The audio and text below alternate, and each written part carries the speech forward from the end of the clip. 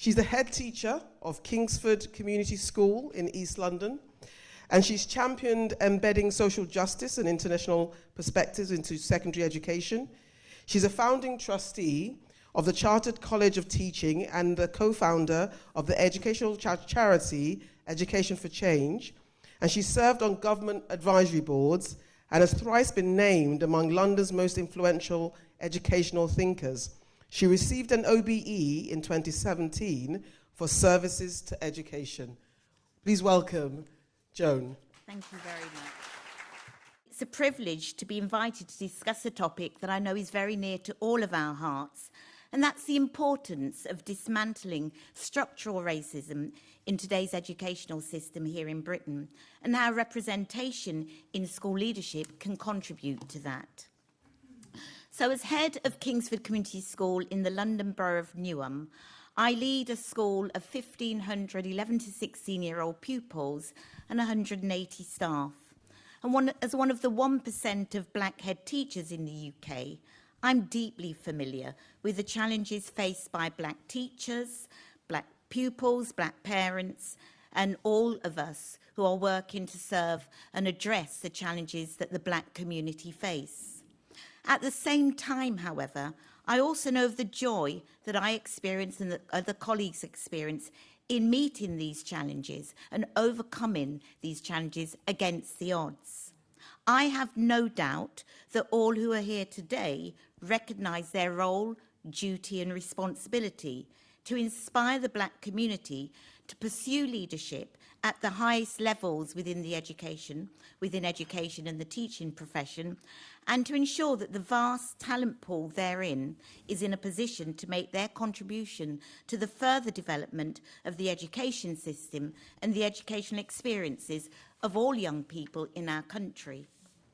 I'm here today to tell you a little bit about the story of how I entered into school leadership, the lessons that I'd like to impart to those on that journey, and those which I've learnt through my many decades of lived experience in the education system of this country. And it is a reality that to actually thrive in modern Britain, you need to understand that part of modern Britain is racist Britain, but not let that defeat you. Find ways to direct and guide young people to overcome that without getting themselves into difficulties. And that can be difficult given some of the experiences our young people encounter on streets day in, day out. The microaggressions, the actual criminalisation of some of our young people, and some of that happens and begins in schools. I've actually moved from being angry to being pragmatic in my response to racism, both overt and structural. It exists and it is a fact, but not one that I've allowed to make me become despondent or distract me from my purpose. Indeed, I've used this as a fuel to generate my own drive to realise my own ambitions and to support others to realise theirs. And my ambition to become an education leader and to support others is really, really important to me. I'd always wanted to be a teacher. My mum said from I was around the age of 5, all the other family members who'd come, I'd put them to sit down and would be teaching them. And when in my sixth form, my head of sixth form, and I told him I was planning, I'd like to be a teacher, and that was my ambition, laughed at me and said, "Joan, you need to go and find yourself a secretarial course." I went home and told my mother, and she expressed her views very, very colourfully and said, "Don't let any of them put you off from what you want to do." My teachers, where I was taught in Coventry, were mainly good educators in the subjects they delivered. However, racism was never a topic of discussion in school. Even though it was rife across the nation and a daily fact of my life as I left my home to make my way to school, it was very, very clear that it was something I'd have to contend with all my life. And I was taught by my family that racism is always going to be a fact of my life, and despite all the laws that have been implemented, one sees not that much change because racism has become more subtle and not as overt as when I was in school. I was initially the only black child in my secondary school, and I experienced racism every day, but I was lucky enough to have the armour at what had been taught about racism by my family from early childhood.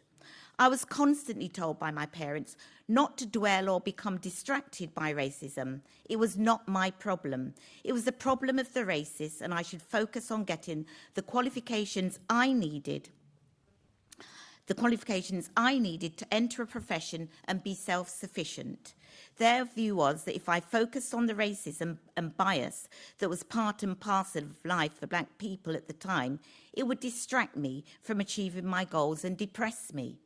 My parents also told me never to expect to be treated equally or fairly alongside my white peers, even though, like them, this country was my home, this country was my birthright.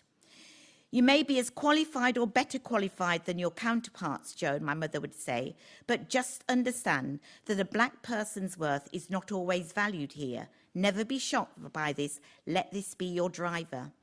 They articulated the reality of the situation for black people, and this was back in the 60s, and they never dressed it up.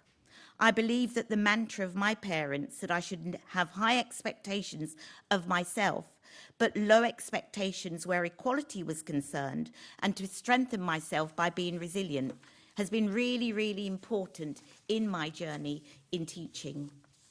When I experienced sexism or racism in their many forms, it was no surprise or dampener on my spirits, despite it sometimes feeling harrowing. But I looked beyond this and focused on doing good for children and young people, not just children and young people that looked like me, but all children and young people. But I ensured that those who looked like me knew that they had a role model that they could seek out. Things have changed a lot since I was at school in the 60s, and many people in society, including all of us here today, are more determined than ever to fight for our expectations that equality in education and beyond should be realised. Although the challenges we face in this effort are very real and must be addressed clinically, strategically, and earnestly, overcoming racism and advancing educational equity are attainable goals which can be started in the home and should be fostered in our schools and education system. More importantly, I believe that even though racism is recognised as an aspect of the 2010 Equality Act, it should also be recognised and regarded as a safeguarding issue by Ofsted, as in that way there's a possibility of ensuring policymakers pay closer attention and take greater account of this in policy implementation so that it is embedded when forming and delivering strategy and making judgments. Yes, we know that the wider national organisational structures, policies and systems need evaluation due to how much they promulgate systematic discrimination. But there is much more that school leaders and parents can do in terms of fostering an anti-racist mindset in all our young people. I believe that the process of education and having a systematic approach to how we address racism is the best way that we can actually move this matter forward. And I think education is a powerful tool for creating the change we wish to see in the world, but particularly here where we are in Britain. In modern Britain, every child, regardless of background, will experience racism, whether that be as a bystander, a perpetrator, or a victim, or an ally. All schools have a legal duty to prepare children and young people for life in modern Britain. It's part of our safeguarding responsibility. And as part of this, we should be preparing all children and young people in our schools to be taught how to be an ally of anti-racism and taught how to have courageous conversations about race. And this is precisely what we did in the London Borough of Newham when we were all at home during lockdown. The issue of the murder of George Floyd came up, and all of us were speaking in our online head teacher meetings about this. And teachers were saying to us, we actually don't know what to say to our pupils. We as a white head don't know what to say. And colleagues were writing to each other about it. I got at that time, even though I'm pragmatic, I got angry and wrote to my colleagues and said that this has been going on for over 6-7 decades. This has been talked about. We've had laws implemented. We've had systems put in place that are supposed to address it, just that it's there even stronger, but more subtle in how it's being delivered. Therefore, I wrote to my fellow head teachers and said, what are we going to do about addressing this? It will be addressed now because it's a hot topic, but later on, this will go off the boil and it's going to continue as it always had. And out of that, they wrote back to say, well, let us know what you think we should do. And myself and 2 other head teachers in Newham, we set ourselves up, and we've delivered a programme now to all schools in Newham called Education for Change. It's about making sure that teachers understand what racism is. It's not taught in the training colleges. It's often not discussed. When you go on training sessions about equality, you might get a couple of sentences about race. It's a difficult conversation to have. It can be emotional. People's emotions, people's mental health can be impacted on some of these things. But what we've done through Education for Change is through contacting our local authority of Newham to say that we believe that our programme in ensuring that every teacher has some foundation training in anti-racism and understanding the impact of racism on the children they are serving in terms of the impact on their mental health, their executive functions, their ability to progress. If they understand that, they will better think about how they recruit pupils, how they make decisions about exclusions, how they question their school development plan, how they question when they walk in a classroom and see that all of the children sitting at the back and being allowed to misbehave, maybe our black boys, and nothing's being done about it. How when in lockdown there was a situation where pupils' grades were done by teacher assessment, how they looked at how the teachers made their assessments and questioned their teachers and made their teachers aware that bias can exist in assessment frameworks. So whether the racism that holds us back now is a matter of deeply held discriminatory ideas or structural barriers is a moot point. But the barriers exist and they're holding back not just potentially brilliant black teachers and leaders in the education system, but all black people. Indeed, I believe one of the most important lessons I learned in my early career was that racism was going to be a factor in my life, and I had to be prepared and know how to endure this. When growing up, it was a commonly held belief amongst black families that their children would have to be twice as good and work twice as hard as their white counterparts to get half as far. Thus, not only was I made to recognise that I was not living in an ideal world with equality of opportunity and expectations, but I also understood I needed to play a part and make a contribution to building equality of opportunity and expectation for all our children and grandchildren, for all young people of all backgrounds. Being resolute is part and parcel of the experience of a black teacher and a black leader of black people. And through fortitude, dedication, and inspired by a passionate commitment to the young people that we are entrusted to serve in the education profession, I've overcome the challenges that exist in our education world. Most of them, many of them.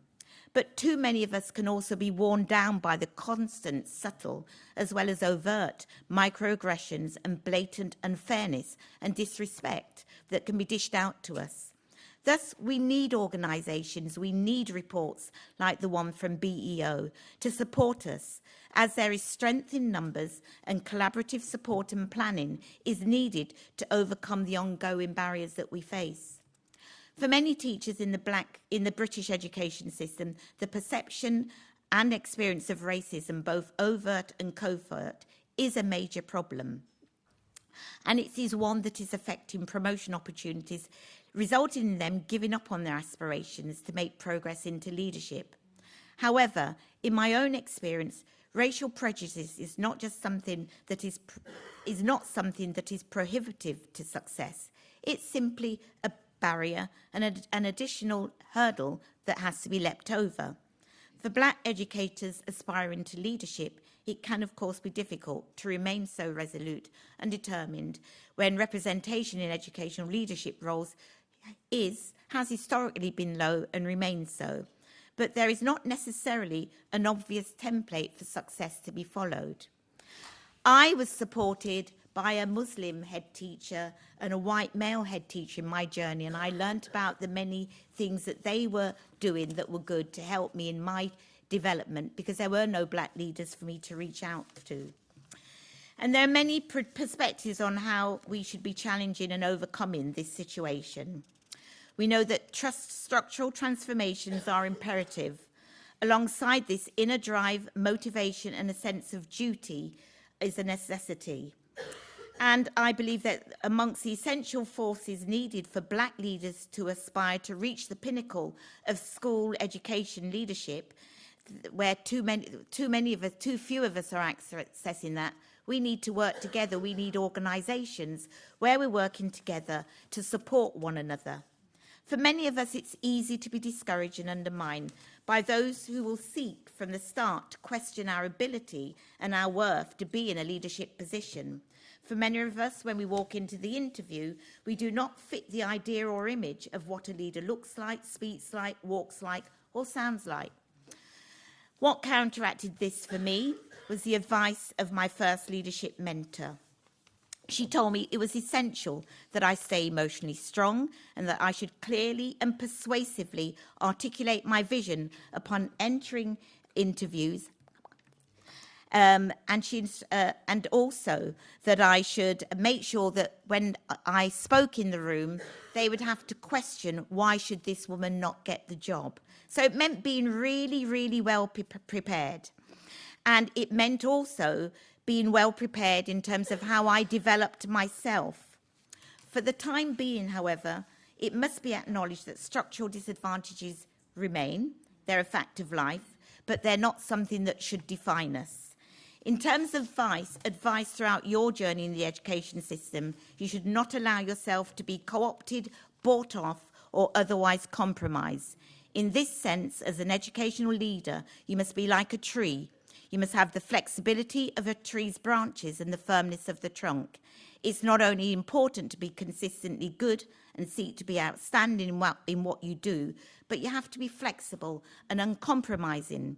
Leaders in education are constantly faced with the unexpected and that require innovative solutions. Therefore, you must be receptive to new ideas and diverse perspectives. Your vision, your actions and impact should triangulate into one which encourages and inspires others to want to follow in your footsteps. Then your mere presence at the summit of educational leadership can be an inspiration for all pupils, regardless of background. I'm going to finish off, but I've shared with you a manifesto that we have when we came together as a group of schools in an organisation called Break the Cycle. Could you move back to that slide, please? And yeah, in that cycle, and some of us who created that manifesto are here today, a small group of us came together and we actually managed to get the support of the then Secretary of State. However, we know what it was like with the last government. The Secretaries of State changed.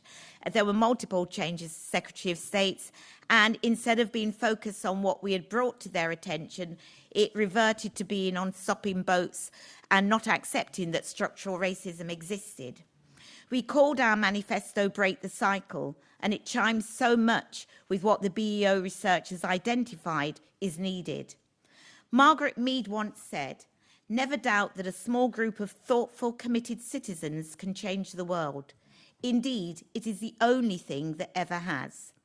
Although the report issued by the BEO today will highlight the sobering challenges and inequities of the education system in modern Britain, I hope that we will all approach these challenges not with despair, but with a renewed passion for coming together and overcoming them. I hope that by sharing my story with you today, you'll see that we as individuals have far more power to change the world than we might realise. It is incumbent on us to use this power to the best of our ability and for the advancement of justice. And as the teachers in this room progress on your journey as an educational leader, remember that success lies in all of our hands and capabilities as we work together to generate equity in British education and across educational leadership in our country. Thank you very much.